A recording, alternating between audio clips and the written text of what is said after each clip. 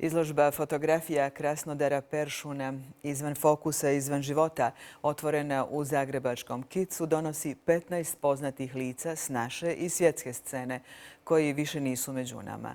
Svaku oštru fotografiju u boji prati neoštra crno-bijela, koja se u blizini uz nju slučajno prilijepila, ali je poslije inspirirala autora.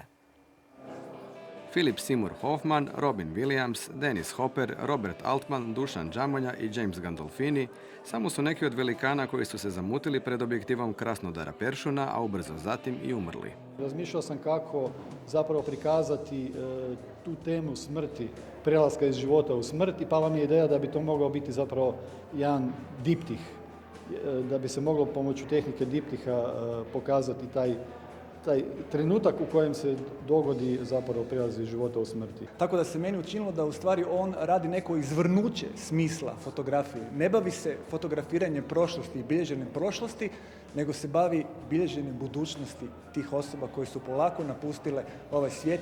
Peršunove fotografije pratile su novinske članke koje je radio neko drugi. Ovom izložbom autor iznosi osobno viđenje fotografiranih osoba.